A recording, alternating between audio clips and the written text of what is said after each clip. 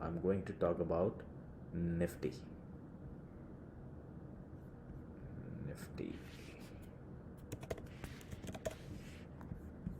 Nifty on Singapore Exchange, that is SGX.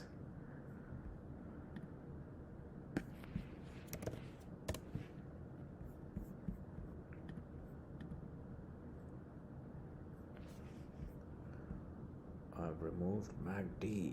One second.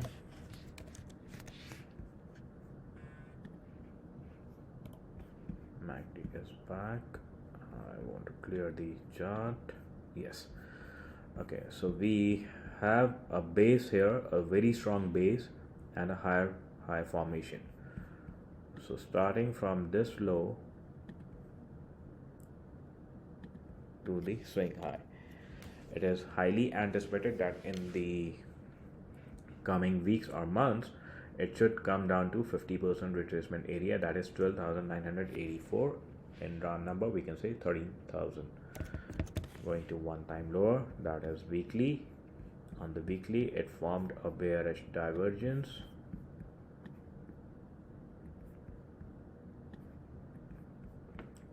but it did not break below the weekly structure.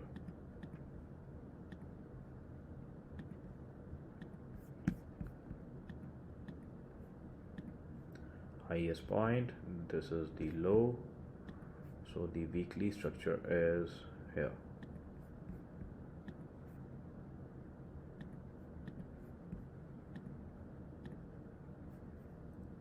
It retested the structure level, but it did not break below.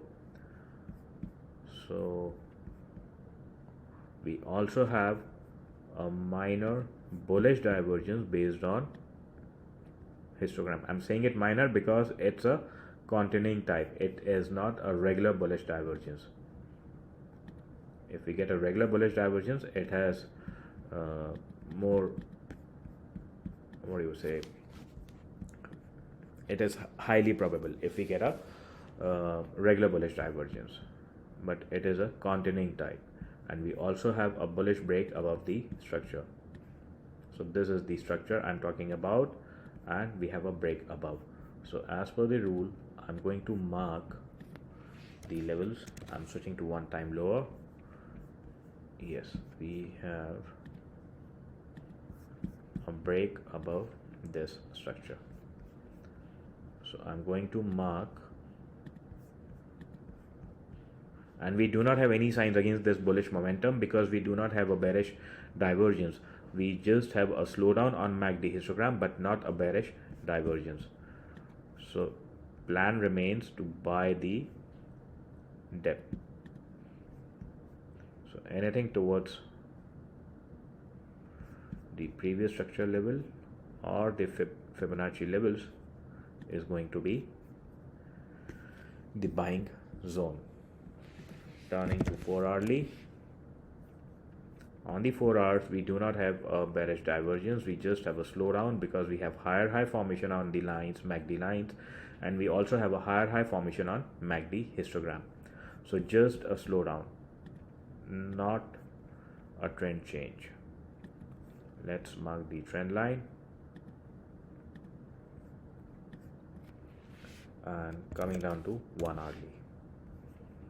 On the 1 hourly, we have bearish divergence, but not a breakout structure. A breakout structure would be a break below 17,249 to round off 17,250.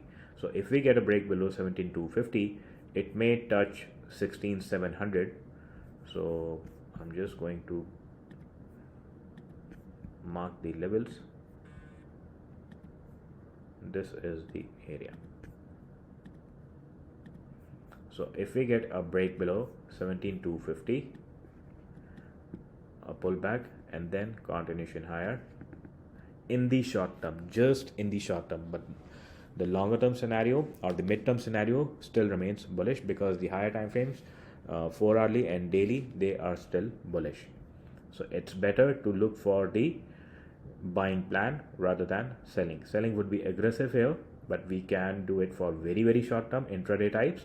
But if you are looking for short term setups, rather focus on the buying plan. I'm just going to 15 minutes to look if we have an intraday setup.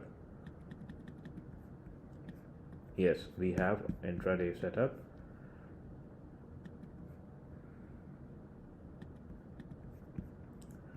So it broke below, retraced, and then started continuing down.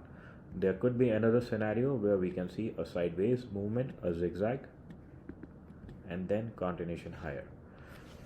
So if you are trading to the downside, trade it with a very tight stop loss and a very small lot size.